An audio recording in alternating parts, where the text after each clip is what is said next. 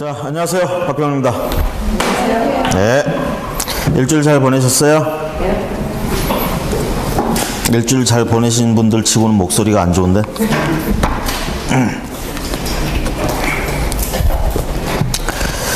자, 우리 지난 시간에 기본서는 받고 요약서 부분을 안 보고 간 데가 있죠? 요약서 20페이지인가요? 17페이지. 17페이지부터 안 봤죠? 요약서 17페이지 보세요. 뭐 요약서에서는 따로 설명할 건 없고 어디 있는지 확인하고 넘어갑니다. 그래서 지난 시간에 배운 것 중에 이제 끝부분에 배운 게 중개업 등록 결격사유 요구에 대해서 이제 배웠어요. 그래서 요약서에는 최소한의 것만 지금 돼 있다 이렇게 보시면 되겠고 설명 같은 거 없고요. 그래서 요약서를 보시는 요령은 여러분들이 나와 있는 얘기들을 거의 다 기억을 해 주시려고 본다 이렇게 보시면 되겠고, 그걸 보면서 기본서의 내용이 이렇게 좀 떠올라 줘야 돼요. 안 떠오르면 빨리 그 해당 부분 가서 기본서를 한 번 더 확인하고 이렇게 보시면 되겠어요. 자, 중개업에 등록해서 등록. 자, 1인 1등록, 뭐 일신 전속, 1인 1사무소, 적법요건, 그 다음에 기속적 이렇게 얘기를 하는데, 이런 말들은 뭐 들으시면 다 아실 거고요. 그 다음에 개설 등록할 수 있는 자, 그리고 등록관청 이렇게 얘기하는데, 공인중개사, 법인 등록할 수 있는 자는 공인중개사이거나 법인이어야 된다. 자, 특수법인 중에는 특히 등록을 해야 되는 애들은 자산관리공사죠. 등록 기준까지 갖출 필요는 없지만 등록은 해줘야 된다 이 얘기죠. 자, 그 다음에 등록관청은 시, 군, 구 이렇게 얘기합니다. 그렇죠? 시, 군, 구. 자, 그 다음에 공인중개사, 개업공인중개사 등록 기준, 그 다음에 법인인 개업공인사 등록 기준 이렇게 둘로 일단 나눠서 보면, 개인일 경우 공인중개사인 개업공인중개사, 교육과 건물, 그렇죠? 교육 플러스 건물, 사무소가 필요하다는 얘기죠. 교육 플러스 건물. 자, 그 외에 법인의 경우에는 여기다가 이제 뭘 보태죠? 법인이어야 된다라는 거, 뭐 상법상 자본금 얼마, 뭐 협동조합 뭐 이런 것들. 자, 그 다음에 업무는 중개업과 그 다음에 몇 가지 겸업 할 수 있는 거, 요걸 목적으로 하는 법인이어야 된다. 그러면서 대표자 등은 어떻게 되죠? 대표자는 당연히 공인중개사여야 되고, 임원, 사원, 3분의 1 이상은 공인중개사여야 되고, 자, 교육은 어떻게 돼요? 모두 다 받아야 되죠? 임원, 사원, 대표 다 받아야 됩니다. 그래서 교육 플러스 건물 앞에다가 법인으로서 갖춰야 될 요건 몇 가지 더해진다라는 거 넘어가시고요. 등록 신청 시 제출 서류는 앞에서 본 그런 요건들을 증명하는 서류들이 들어가줘야 됩니다. 당연히 개설 등록 신청서는 들어가야 되고요. 여기에다가 앞에서 말한 요건들 충족하는 거. 이제 개인의 경우 한번 볼까요? 실무교육 수료 확인증, 교육이 필요하다고 그랬죠. 그래서 교육 수료 확인증. 그 다음에 당연히 이제 우리 사진은 뭘 하든 들어가는 거고요. 그 다음에 사무소 개설, 사무소 확보 증명 서류, 사무소가 중요하다고 그랬죠. 여기까지가 이제 보통 우리가 앞에서 말한 요건을 충족하는 거고, 거기다가 결격사유에 해당되면 안 되겠죠. 그렇죠? 이럴 때 결격사유에 해당되지 않은 건 우리 대한민국 국민의 경우에는 결격사유에 해당되지 않은 걸 따로 증명할 필요 없습니다. 앞에서 말한 두 가지 교육과 관련된 서류, 사무실과 관련된 서류만 내면 돼요. 그 뒤에 나오는 결격사유 어쩌고 하는 건 외국인들 경우의 얘기입니다. 외국인의 경우에는 우리나라에서 어떤 행적에 대한 기록이 없기 때문에 결격사유를 우리가 알아볼 수가 없어요. 그걸 증명하는 외국의 서류를 가져와야 됩니다. 아시겠죠? 외국인의 경우는 그렇다는 얘기예요. 자, 그래서 거기 뭐 알아두기 해가지고 기억니은 뒤가 나와 있는데 그걸 뭐 이름까지 막 이렇게 외우고 그럴 필요는 없습니다. 다만 요런 비슷한 류의 느낌 딱 받고 요런 서류가 필요하구나 라는 걸 아시면 되겠고요.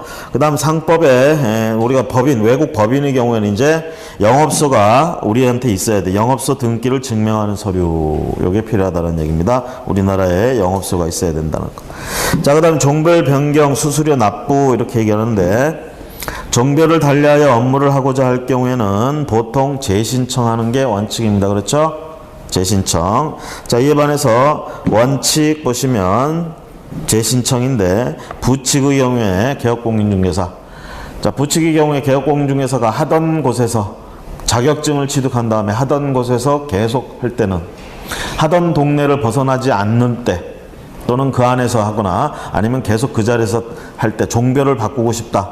다른 거 말고 법인 말고 그냥 개인인 개업공인중개사로 바꾸고 싶다. 그럴 때는 등록증 재교부로 갑니다. 그렇죠? 그거 말고는 전부 다 재신청이에요. 재신청. 뭐 할 때? 종별 변경할 때. 자, 그 다음에 수수료 납부하는 거 밑에 알아두기에서 나오는데 일단 기억하실 거, 자격증 교부는 수수료가 없다라는 거. 나머지는 뭐 있다 이렇게 보시게 되겠고요. 그 다음 오른쪽에 등록통지, 등록증 교부, 등록상 통지에 대해서, 자, 등록통지 그러면 7일 이내에 등록 신청을 하면 7일 이내에 서면으로 통지. 그 다음에 업무 개시 전에 뭘 해야 되죠? 업무 보증 설정해야 되고요. 등록증 교부 받아야 됩니다. 그렇죠? 그래야 등록증을 갖다 개시하지. 그 다음에 인장 등록 해야 되겠죠. 등록된 인장을 사용하라고 돼 있죠. 그렇기 때문에 인장을 등록해야 됩니다. 자, 그 다음에요. 등록증 교부. 그래서 보증이 설정된 것만 확인되면 등록증을 교부합니다. 자, 그 다음에 등록증 재교부 가시면 분실 훼손, 기재사항 변경 이렇게 돼 있는데, 그 기재사항 변경 옆에 보시면 옆에 이전 신고 같은 것들도 기재사항 변경에 들어가요. 사무소 이전 신고 같은 것들. 자, 그 다음 등록사항 등의 통지, 등록사항 통지. 등록관청은 중개사무소 등록증을 교부한 때 그 등록사항을 10일까지 공인중개사협회에 통지해야 된다. 그래서 협회는 이 회원들 관리를 좀 어느 정도 해줘야 되기 때문에 이런 부분에 대해서 등록관청에서 좀 도와주는 겁니다. 이런 거 있었다라고 알려주는 거예요. 그 다음 이중소속, 이중등록 절대 금지죠. 절대로 금지. 자, 위반했다 그러면 반드시 취소, 등록 취소. 자, 그 다음에 비교적 형벌은 3년 3천짜리는 아니고 1년 1천짜리입니다. 우리가 무등록이나 이런 것들이 이제 더 처벌이 심해요. 그 다음에 소속공인중개사 같은 경우에는 취소할 등록이 없죠. 그래서 대신 뭐를 해? 자격정지. 자, 이중등록 마찬가지, 이중소속 그렇고요. 자, 등록증 양도대여, 양수금지. 자, 양도대여하다 걸렸다. 이것도 절대적으로 등록 취소. 그리고 1년 1천만 원. 양수받은 자는 자격증이 없죠, 원래. 그래서 취소할 게 없고요. 그 다음에 그래서 등록을 취소할 게 없고 1년 징역 1천만 원 이하 벌금 처할 수밖에 없다. 다음 페이지 넘어서 등록의 효력, 소멸. 등록의 효력 소멸, 그리고 무등록업자가 되는 경우들 유형 나와 있습니다. 기역부터 미음까지 유형별 이렇게 나와 있는데, 그럼 무턱대고 외우려고 그러지 마시고 그 상황을 이렇게 머리에 떠올려 보세요. 기억에 중개사무소 개설 등록하지 않고 중개업을 한다. 당연히 무등록이죠. 그렇죠? 이걸 막 외우고 있을 필요 있어요? 외우실 거예요? 안 그래도 외울 거 많은데. 응? 자, 그래서 거기 무등록업자 유형 같은 거는 자주 보시면서 그 유형을 익히시면 되겠고요. 3번에 가보시면, 자, 무등록업자가 중개를 했다. 중개를 업으로 했다. 자, 무등록업자가 중개를 업으로 안 한 거면 이 법에 저촉받지 않죠? 중개를 업으로 했을 때가 문제야. 그렇죠? 반복, 계속, 보수를 받는다든가. 자, 그랬을 때 업으로 했다. 그럼 중개업을 했다는 얘기고요. 자, 그렇게 해서 무등록업자가 약정한 보수 약정 같은 건 효력이 없고요. 이거 걸리면 뭐라고? 3년 3천만 원. 되게 세요, 이게. 3년 3천만 원. 물론 어떤 분들은 이게 약하다고 생각하시는 분도 있겠지만, 뭐 판사님들은 법원에서, 국회에서는 세다고 생각하는 것 같아요. 자, 여기까지 이제 우리가 지난 시간에 봤죠? 5월은 우리가 무슨 달? 5월은 무슨 달? 가정의 달. 가정의 달이라 해서 가정을 챙기느라고 우리가 많이 지쳤죠? 그쵸? 이게 안 챙기다 챙기니까 지치는 거야. 평소에 좀 잘 챙깁시다. 많이들 힘드시고 할 텐데, 자, 여기까지 왔으니까 우리가 또 기운 내서 한번 공부해 봅시다. 그렇죠? 지난 시간에 우리가 등록의 결격 사유 앞에까지 살펴봤습니다. 기본서 우리가 보도록 하겠습니다. 오늘 등록의 결격 사유 봅니다. 등록의 결격 사유.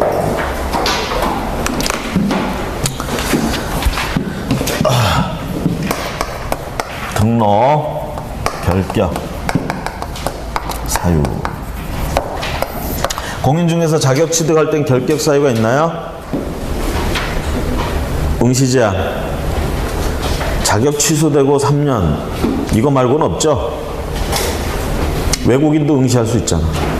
미성년자도 응시하고. 그렇죠? 거기다가 뭐 피성년, 피한정 이런 말 없었잖아요. 시험 응시하는 건 자유예요. 그렇게 해서 되기가 힘들어서 그렇지. 그런데 등록에는 결격 사유가 있다는 얘기입니다. 자, 자격증을 취득하는 것까지는 그냥 자기의 꿈과 이상을 실현하는 정도야. 남한테 피해 안 줘요, 그거. 우리 그리고 절대평가잖아. 상대평가가 아니니까 자기가 합격하고 안 하고는 다른 사람한테 영향을 전혀 미치지 않아. 그러니까 자아 실현을 위해서 그 정도는 하게 해준다는 얘기예요. 근데 이제 문제는 등록을 하면 이제 그다음부터 뭐예요? 일을 하는 거잖아.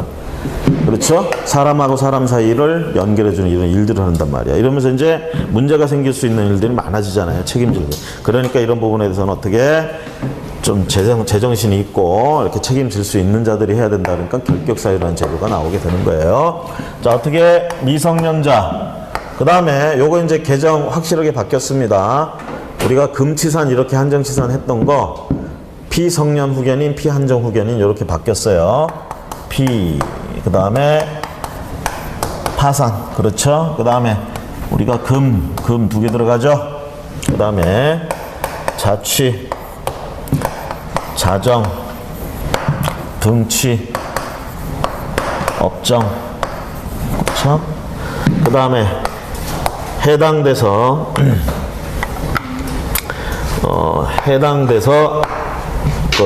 그때 이런 사유가 발생했을 때 우리가 있던 그 법인에 있던 해당 사원, 그 다음에 이 법에 의해서 300만, 그 다음에 당해 이런 거에 해당되는 결격 사유가 있는 사람들이 있는 법인, 이런 법인은 결격 사유에 해당되죠? 그렇습니까? 안 그렇습니까? 그렇죠. 그래서 이렇게 여러분들 교재에 있는 거 그냥 앞글자 이렇게 따서 이렇게 제 나름대로 이렇게 해놨어요. 이거 이렇게 생각을 하시면 되겠어요. 여기는 전부 뭐야? 이 법, 공인중개사법 관련돼서 일들입니다. 요거는 뭐예요? 공인중개사법 위반뿐만이 아니라 어떤 법이든 위반을 해서 죄가 되면 걸리는 부분이죠. 여기는 공인중개사법 관련된 것들이다. 아시겠죠? 자, 이게 이제 머릿속에 있으시면 되겠습니다. 결격사유의 의의 및 효과, 결격사유에 해당이 된다. 개설 등록을 할 수 없다는 얘기고요. 이번에 와보시면 이 결격사유는 개업공인중개사뿐만이 아니라 소속공인중개사도 이 결격사유에 걸리면 안 되고요. 중개보조원도 이 결격사유에 걸리면 안 되게 된다라는 얘기고, 당연히 분사무소 책임자도 적용된다. 그 다음에 관계기관의 조회해서 나오는데 등록관청은 이런 결격사유에 해당되는지 여부를 조회할 수가 있습니다. 그러니까 여러분들이 따로 이거에 관련된 서류를 개설 등록 신청할 때 낼 필요가 없다. 외국인은 그렇지 않다. 다음 페이지. 결격사유 효과. 자, 1번 개설 등록을 할 수 없으며 결격사유에 해당이 되면 당연히 중개보조원이나 소속공인중개사는 결격사유에 해당되면 중개 업무를 하면 안 되겠죠? 종사할 수 없다.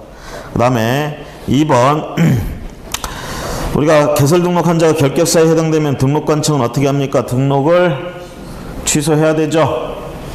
취소해야죠. 자, 그렇게 등록이 취소되면 취소된 때로부터 또 3년이 지나면 다시 등록할 수 있나요? 이 3년을 적용하느냐 이 얘기예요. 거기 결격사유 기간인 3년 기간이 적용되지 않는다. 우리가 이렇게 얘기합니다. 등록 취소에 가보면 절대적인 등록 취소에 보면 결격사유에 해당이 되면 처음에 등록 신청할 때는 결격사유에 해당되지 않았는데 나중에 결격사유에 등록하고 나서 결격사유에 해당이 됐어. 그럼 절대적 등록 취소 사유에 가보면 뭐라고 돼 있어요? 결격 사유에 해당되면 취소하라고 돼 있어요. 자, 그러면 등록 취소 사유, 절대적 등록 취소 사유 많이 나와 있는 것 중에 결격 사유에 해당되면 취소해라는 조항이 하나 있단 말이야. 응? 요렇게 취소됐을 때는 결격 요거 3년, 등록 취소된 뒤에 3년 동안은 등록 취소할 수 없다. 이걸 적용하느냐라는 얘기죠. 이거 보세요. 자, 미성년자는 등록 자체를 못하죠. 그러니까 우리가 나이가 거꾸로 먹지 않는 한 미성년자가 돼가지고 취소당하는 애들은 없죠. 뭐 벤자민은 뭐 거꾸로 가는 시계도 아니고. 그렇죠? 그 다음에 요거하고 요거는 어떻게 돼요? 등록할 때는 정상인이었다가 피성년 후견인, 피한정 후견인 선고받을 수도 있잖아. 그렇죠? 또 요거는 재산이 제대로 있다가 등록해서 활동하다 파산 날 수도 있잖아. 파산. 그 다음에 아무런 징역을 살지도 않고 죄가 없었다가 등록해서 하다가 죄를 지을 수도 있잖아요. 그래서 금고형 당할 수도 있잖아. 금고 이상형. 마찬가지로 집행유예 당할 수도 있죠. 그렇죠? 그러니까 요런 사유들, 그 다음에 요거 자격을 가지고 있다가 자격이 취소돼 버렸어. 자, 이렇게 되면은 등록을 취소해야 된다 이 얘기예요. 자, 여기까지 이제 결격 사유에 해당이 되면 뭐라고 하냐면 이 등록 취소 되는 데서 여기에 해당되면 저 법에서 뭐라고 하냐, 저기서 저 규정에서 취소해라 이렇게 돼 있어요. 반드시 취소해라. 반드시 취소해라. 그 다음에 이제 뭐라고 하냐면 보통 우리가 여기서 등록이 이렇게 취소되면 플러스 3년간은 등록할 수가 없는 제한기간이에요. 여기에 이제 뭐라고 돼 있어? 요거 등록 취소되고 플러스 3년이면 등록할 수 없다 이렇게 돼 있죠. 플러스 3년 동안은 등록할 수 없다 이렇게 돼 있죠. 이것 때문에 그러는 거야. 여기서 취소를 당하면 이것 때문에 3년간은 등록을 할 수가 없어요. 이게 등록 취소 3년 제한이야. 그러면 요 사유들 때문에 등록이 취소됐을 때도 요 3년을 적용하느냐 이 얘기입니다. 우리 한번 생각해 보세요. 피성년 후견인 됐어. 피성년인 됐어. 피성년 보호자가 됐어. 피성년자가 됐어. 등록해서 하고 있다가 피성년자가 됐어. 그러면 등록관청에서 얘를 어떻게 하겠어요? 등록 취소하겠죠? 그렇죠? 자, 그런데 가정법원에 가서 다시 심판받았어. 피성년자 선정한 거, 심판한 거 취소, 심판 나왔어요. 그럼 정상인 됐다는 얘기죠? 그리고 3년 동안 기다려야 되나? 아니죠. 바로 등록 신청할 수 있죠. 그렇잖아요. 자격증은 잃어버리지 않았어요. 자격은 취소되지는, 자격에는 이런 거 결격 사유도 아니잖아. 공인중개사 자격. 등록이 취소됐을 뿐이야. 이거 해당돼가지고. 응? 등록이 취소됐을 뿐이야. 자격은 그대로 있어. 그런데 그것마저도 취소 선고 받았어. 그럼 파산했다가 복권 됐어. 복권 선고 됐어. 정상인으로 돌아왔다는 얘기지. 그러면 3년씩이나 기다렸다가 등록해야 되나? 바로 할 수 있다는 얘기죠. 그렇죠? 이건 뭐라고 그래 우리가? 형이 종료된 때로부터 이거 자체에서 뭐라고 그래? 3년간은 등록할 수가 없다 이렇게 얘기를 하잖아요. 그렇죠? 그러니까 이거 3년을 적용할 필요가 없어요. 이거는. 예를 들어서 등록해가지고 일을 하다가 죄를 지었어요. 그래가지고 징역 3년, 징역 2년 선고를 받았어. 그래서 끌려 들어갔어. 2년 다 살았어. 그 딱 끌려 들어가는 순간부터 어떻게? 결격사유에 해당되니까 등록이 취소돼 버린단 말이야. 그래서 들어가서 2년 동안 살았어요. 살고 나왔어. 다시 개업공인중개사가 하고 싶어. 등록 바로 신청할 수 있어요? 여기 자체에 뭐라고 돼 있어? 3년간은 결격사유라며. 그러니까 3년간 등록을 못해. 등록을 3년간은. 그럼 요거 3년 등록 못했는데 요거 끝나고 나서 3년 지나서 등록하러 갔더니 너 등록 취소되고 3년 지나야 해. 사실 이 기간은 이미 지났죠. 이렇게 되면. 그렇잖아. 그래서 이거 적용하는 게 아니라 그냥 이거 자체로 가는 거야. 아침에 지금 잠도 덜 깬 상태에서 바로 복잡한 얘기를 해서 미안해요. 순서가 이렇게 돼서 지금 하는 얘기하는 거야. 그래서 생각해 보세요. 요런 것들은 자체 내에서 결격 기간이나 이런 게 다 잡혀 있는 것들이에요. 그렇기 때문에 이거 굳이 적용해 가지고 3년간 등록을 못하게 할 필요가 없는 거야. 아시겠죠? 네? 자, 그래서 그 3년 제한되지 않는다는 말을 미리 좀 말씀을 드리고요. 자, 그 다음에 그래서 거기 2번에서 그 얘기고 3번에 중개보조원 소속공인중개사가 결격사유에 해당되면, 자, 결격사유에 해당이 됩니다. 그러면 앞에서 저기 개업공인중개사는 결격사유에 해당되면 등록 취소했잖아. 소속공인중개사는 취소할 등록이 있어요? 없죠? 그러니까 자격이라도 정지시킵니다. 그래서 자격정지. 자, 거기 결격사유에 해당되면 개업공인중개사는 2개월 이내 그 사유를 해소해야 하며 2개월 이내 사유를 해소하지 않는 경우 개업공인중개사는 업무 정지 처분을 받을 수 있다. 자, 자기 밑에 직원이 소속공인중개사나 중개보조원이 이번엔 결격사유에 해당이 돼.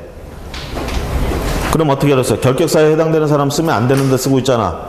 그렇죠? 요거 해소할 틈을 줍니다. 해소할 틈을 줬는데도 불구하고 해소를 안 한다 그러면 거기 나와 있는 것처럼 업무 정지 처분을 받을 수 있다. 4번에 법인의 대표자 뭐 이런 사람들도 마찬가지로 결격사유에 해당되면 안 되고요. 해당되게 됐을 경우에는 2개월 내에 해소해야 됩니다. 그렇죠? 자, 그 다음 결격사유 자체를 봅니다. 뭐가 있는지. 자, 제한능력자에 의해서 자, 미성년자, 피성년 후견인, 피한정 후견인 이런 사람들을 우리가 제한능력자 이렇게 얘기를 하고요.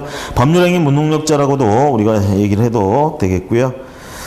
니은번에 가보시면 민법에는 이런 제한능력자가 법률행위를 할 때 확정적으로 유효하게 되려면 후견인의 동의를 받으라고 그러죠. 그렇죠?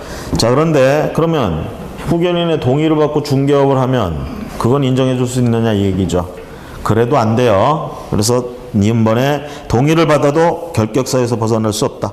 자, 미성년자는 현재 만 19세 미만인 자를 말하고요.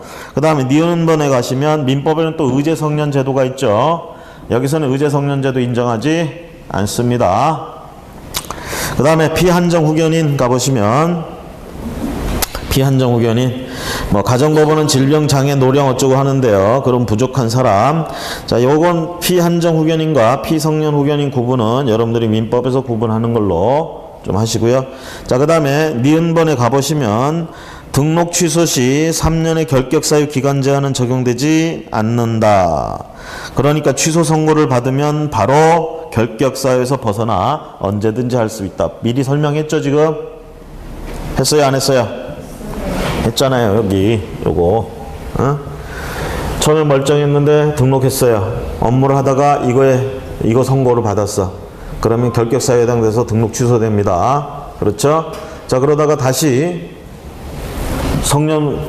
정상으로 돌아와서 선고를 받았어. 이렇게 되면 그때부터 3년을 기다릴 필요도 없이 그냥 바로 개설 등록 신청할 수 있다. 오른쪽에 피성년 후견인도 마찬가지입니다. 우리 쪽에서는 이 피성년 피한정 후견인은 이 부분에서 중요해요. 결격사유에 해당이 된다라는 부분과 이거 해당되면 취소당한다라는 것과 이게 다시 또 그 결격사유에서부터 벗어났을 때 언제 벗어나느냐? 선고 취소됐을 때부터 바로 벗어난다라는 부분. 자, 기억니은 디귿에 디귿번 체크해 놓으세요. 피성년 후견인의 디귿번 체크해 놓으시면 되겠고요. 자, 언제나 조심하실 건 사람이 조금 이상해 보인다고 해서 결격사유 아닙니다. 이런 경우 피성년 피한정 이거 후견인으로서 결격사유에 해당이 되려면 가정법원의 심판을 받아야 됩니다. 아시겠죠? 심판을 통한 선고가 있어야 돼요.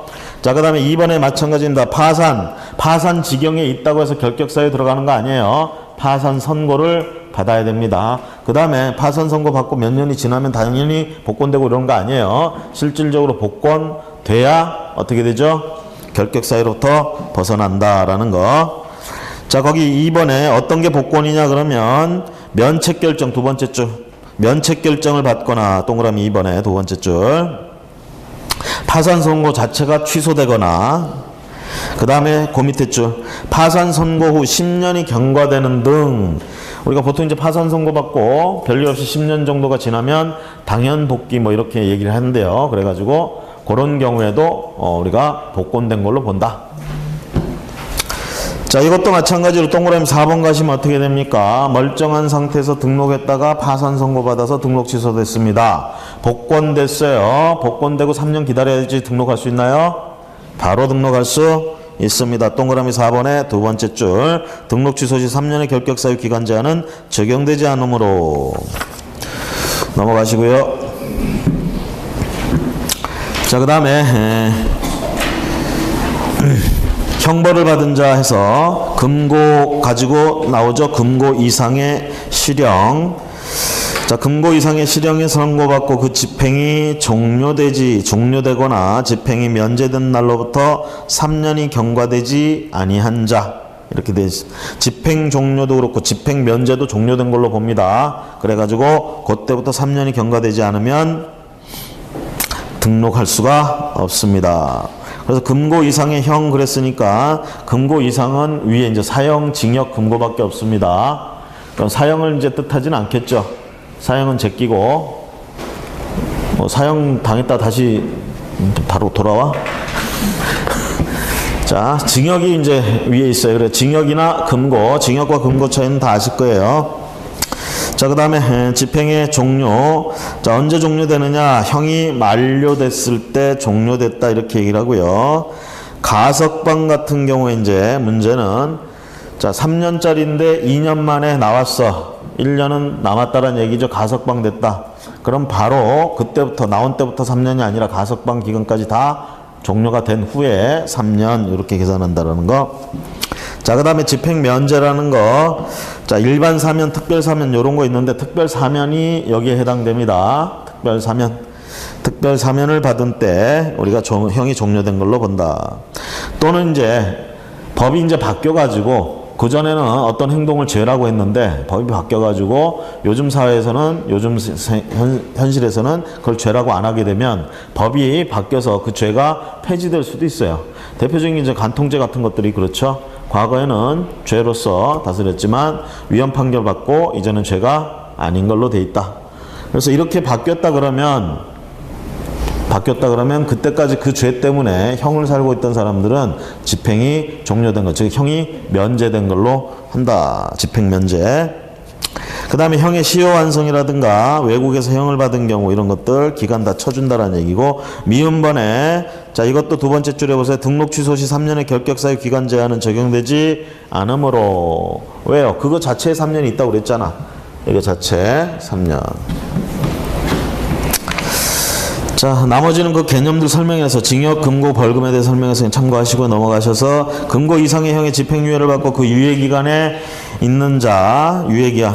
여기서 조심하세요. 금고 이상의 형을 받고 집행유예라는 얘기는 사회에서도 많이 들어봤죠. 집행유예란 말. 그래서 징역 3년 그랬는데 징역 3년을 집행한다는 얘기는 감방에 집어넣는다는 얘기예요. 근데 집행을 유예한다는 얘기는 아예 아직 집어넣지 않고 사회에다 풀어놓겠다는 뜻입니다. 그동안에 어떻게 하라는 얘기야? 조심해서 잘 행동하라는 얘기예요. 그러면 그 기간 지나면 형을 받은 걸로 해주겠다 이 얘기예요. 집행유예. 그러면 요때는 집행유예 그러고 집행유예 기간 끝나고 3년 이런 말 안 합니다. 그냥 집행유예 기간 동안만 결격사유에 해당된다. 아시겠죠? 유예 기간 동안만. 그래서 요런 걸 이제 문제를 낼 수가 있어요. 집행유예가 종료되고 3년이 지나지 아니하면 결격사유에 해당한다. 맞는 말이에요? 틀린 말이에요? 응? 우리가 소통을 해야 되는데 저하고 소통하고 싶은 생각이 별로 없습니다. 자, 틀린 말이죠? 집행유예 기간 동안만 결격사유다. 자, 그 다음에 가로 4번에 와보시면 여기 나와 있는 나머지 요쪽 얘기들을 전부 이 공인중개사법 위반자로 해서 몰아서 지금 설명을 합니다. 거기 공인중개사법 위반자. 그래서 1번에 이 법에 의하여 공인중개사 자격 취소를 받은 날로부터 상임년이 경과되지 아니한 자. 이 법에 의해서 공인중개사 자격 취소 받는 경우가 어떤 경우가 있어요? 공인중개사 자격 취소되는 경우 부정취득이라든가, 그렇죠? 부양정징 그러잖아 우리가, 그렇죠? 자, 이런 거에 걸렸으면 공인중개사 자격이 취소될 수도 있어요. 자, 이렇게 취소되면 그거 자체가 뭡니까? 다시 3년 안에는 자격 취득을 못하죠. 유일한 결격 사유잖아, 공인중개사 자격시험에서. 응? 물론 시험 보다가 부정한지 됐어. 그러다 걸렸어요. 그럼 5년간 응시 자체가 안 되죠, 그거는. 그렇죠? 요거 하고 좀 조심하시죠. 자격을 가지고 있다가 취소당한 거, 이거는 이제 보통 3년이에요, 3년. 3년간 우리가 공인중개사 시험을 볼 수가 없다. 그러니까 3년간 못 보니까 어떻게 돼? 당연히 취득을 못하는 거죠. 자, 그래서 여긴 또 3년이라고 돼 있어요. 자격 취소. 등록 취소도 마찬가지입니다. 여기서 등록 취소 가면 3년, 자격 취소 3년, 등록 취소 3년. 그럼 여기 정지는 뭐겠어? 여기서 이제 여러분 보세요. 여기도 집행유예 기간, 여기 자격 정지 기간, 업무 정지 기간. 이 기간 동안, 이렇게 기간 동안 들어가는 것들은 그때만 결격 사유예요. 플러스 3년이 들어가지 않습니다. 아시겠죠? 그렇게 요령을 가지시면 되겠어요. 그래서 2번은, 동그라미 2번은 자격이 정지된 자로서 자격 정지 기간 중에 있는 자. 거기, 그 다음에 동그라미 3번 등록 취소를 받은 날로부터 3년. 자, 취소됐어요. 3년 경과되지 아니한 자. 자, 그런데 이제 거기서 이제 나오는 얘기가 그거죠. 다음 페이지에 니은번 가보시면 폐업 신고 후에 재등록한 사람들, 우리가 폐업하고 재등록할 수 있잖아, 얼마든지. 그렇죠? 자, 여기서 등록 취소 당할 만한 짓을 했어요. 행위를 했어요. 아직 안 걸렸어. 그래서 도둑이 재발 저린다고 폐업해버렸어요. 폐업하고 있다가 조금 지나고 나서 이제 이런 것들이 까먹었겠지 하고 어떻게 재등록해. 근데 등록관청에서 이때를 노렸어. 기다리고 있었어. 그래서 어떻게 여기서 등록 취소해버렸습니다. 취소해버렸어요. 그럼 원래 등록 취소하면 보통 어떻게 돼요? 3년간 등록할 수가 없죠. 취소된 때로부터 3년간은 결격 사유에 해당이 됩니다. 그렇죠? 그래요, 안 그래요? 그러면서 뭐라고 얘기하느냐? 요 기간 그래도 지가 알아서 쉬었잖아. 그래서 이 부분은 좀 참작해 주겠다는 얘기예요. 그래서 어떻게 요만큼을 공제해 주는 거야. 그래서 그 3년 지나서 결격 사유에 해당되는 거. 자, 이제부터는 여기서부터는 등록이 가능하다. 아시겠습니까? 자, 67페이지에 니은번 그 밑에 예 해가지고 나온 거 그 날짜를 가지고 보시면 압니다. 아시겠죠? 따로 설명 안 할 거예요. 자, 동그라미 4번 업무 정지 처분을 받고 폐업 신고를 한 자로서 업무 정지 기간이 경과되지 아니한 자. 자, 아까 얘기했죠. 기간 얘기 나오면 그 기간 동안만 결격 사유다. 이렇게 보시고요. 자, 그 다음에 D급번도 보세요. 거기 또 개업공인중개사에 소속되어 있던 소속공인중개사나 중개보조원은 업무정지에 효력이 미치지 아니하므로 폐업한 경우 그 기간 중이라도 다른 개업공인중개사의 고용인이 될 수 있다. 요 부분. 자, 법인의 임원 또는 사원의 경우에는 그렇지 않습니다. 딴 데 가서 할 수가 없어요.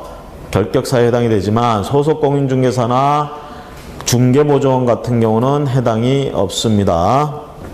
그 다음에 5번에 업무정지 사유가 발생할 당시에 임원 사원이었던 자, 법인에서 일을 하고 있었는데 임원 또는 사원으로서 있었어. 그럼 책임자급입니다. 그렇죠? 자, 그런데 그 법인이 거기 있는 것처럼 등록 취소나 그러니까 어떤 업무정지 처분을 받을 만한 짓을 했단 말이야.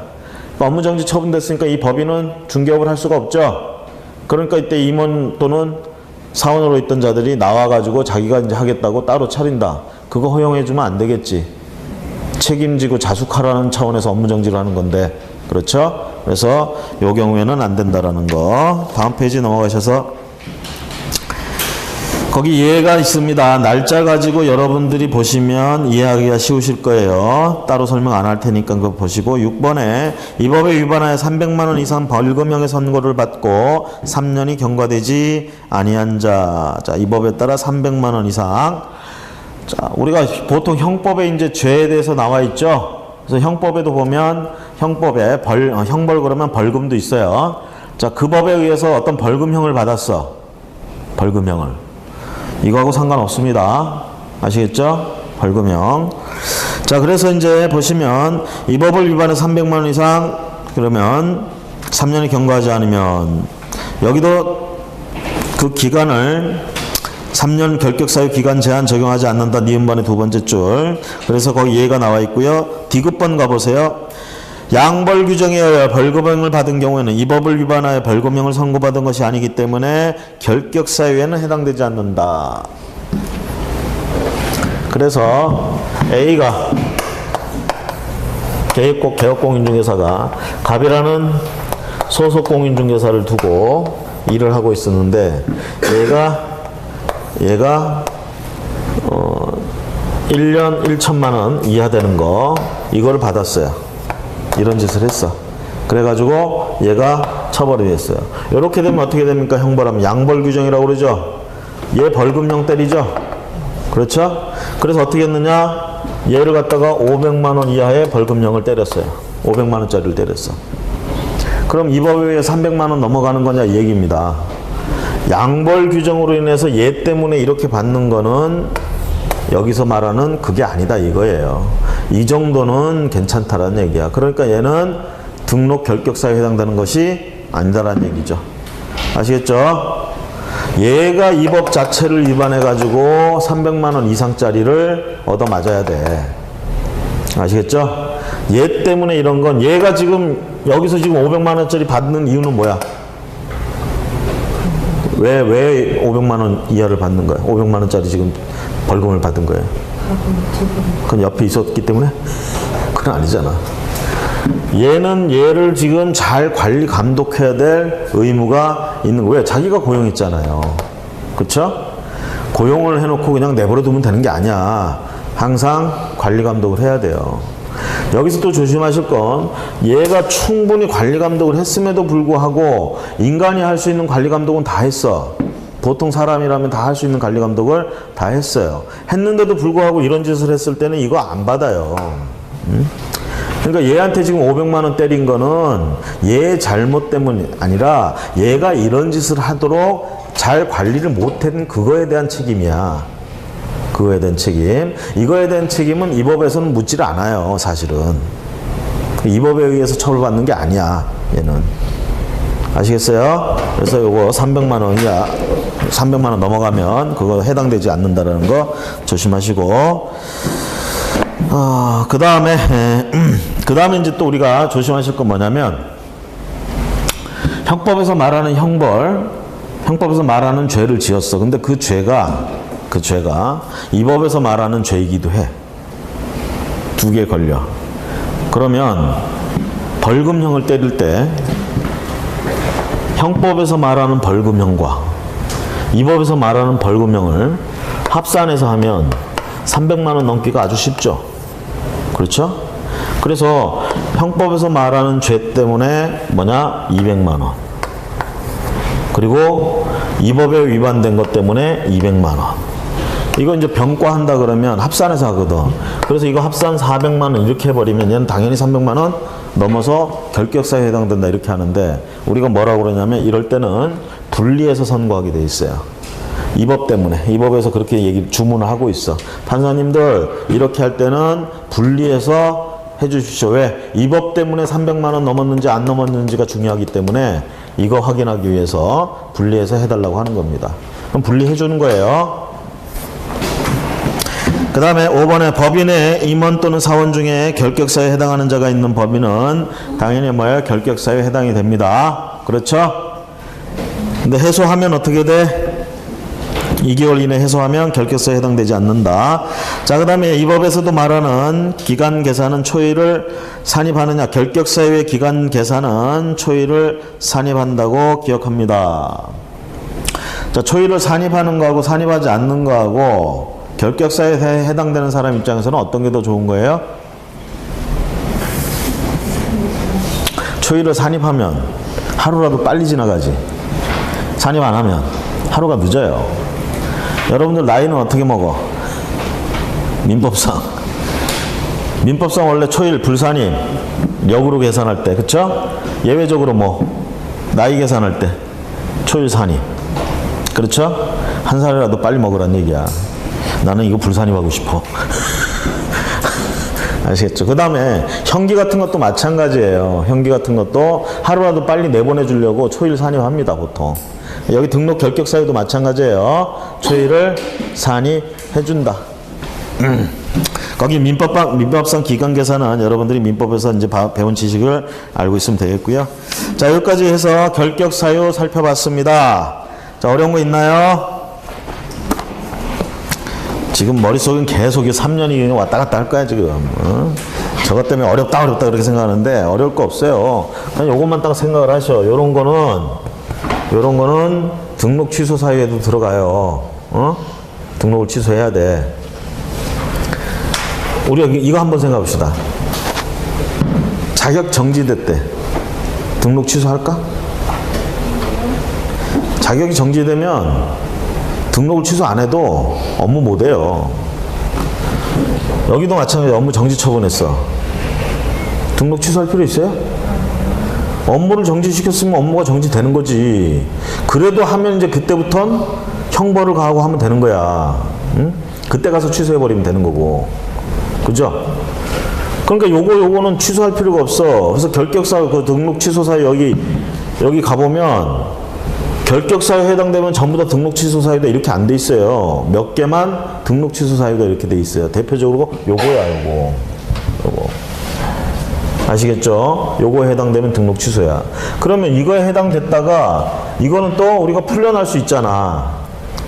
다시 복원될 수 있잖아. 그럼 복원되면 어쨌든 이것 때문에 등록 취소됐는데 그것도 등록 취소니까 플러스 3년 동안 또 기다려야 되느냐? 그게 아니라는 얘기야. 이것 때문에 등록이 취소됐을 때는 그냥 이 사유만 없어지면 바로 등록 신청할 수 있다, 이렇게 생각을 하세요. 그 책에는 여기도 나오고 저기도 나오고 이렇게 나오니까 나올 때마다 이러지 마시고 여기다 이렇게 몰아놓고 요것만 생각을 하시라고. 요것만 등록 취소 플러스 3년 적용할 필요가 없는 거야, 이거는. 아시겠죠? 나머지는 적용을 한다 그러는데 나머지는 등록 취소 사유에 들어가지도 않아. 결격 사유 중에. 아시겠죠? 자, 그렇게 보시면 되고 우리 요약서 잠깐 그 부분 해당되는 부분 보고 쉬도록 하겠습니다. 자, 20페이지 등록의 결격 사유 효과. 등록이 결격 사유가 있으면 어떻게 됩니까? 중개업을 할 수가 없습니다. 당연히 개설 등록 안 되고요. 이거는 공인중개, 개업공인중개사만 해당되는 것이 아니라 소속도 그렇고 중개보조원도 해당되면 안 된다는 얘기고요. 관계기관에 이런 부분에 대해서는 조회해본다고 그랬어요. 등록 신청하면. 외국인은 그렇지 못하니까 서류 띄워오라고 그러는 거고. 그 다음에 결격사유에 해당이 되면, 자, 결격사유들 봅니다. 거기 제한능력자, 그리고 오른 페이지에 피한정, 피성년, 그 다음에 파산선고, 형벌을 받은 자들은 금고 2개, 그 다음에 공인중개사법 위반자는 3년 경과되지 않은, 자, 자격 취소 또는 자격 정지, 등록 취소, 등록 정지, 그 다음에 해당됐던 법인의 업무 정지 처분할 때 그때 있었던 임원사원 해당, 그 다음에 이 법 위반에서 300만 원 이상, 그 다음에 마지막으로 이런 결격사유에 해당되는 사원 임원이 있는 당의 법인들, 이런 법인들은 등록 결격사유. 됐습니까? 여러 페이지에 걸쳐 있는 거를 그 요약서에 딱 한 면에 딱 보니까 좋죠? 눈에 확 들어와요? 기억을 하실 땐 그런 식으로 기억을 하시는 거예요. 기억을 하실 때. 자, 잠시 쉬었다가 중개 업무부터 보도록 하겠습니다.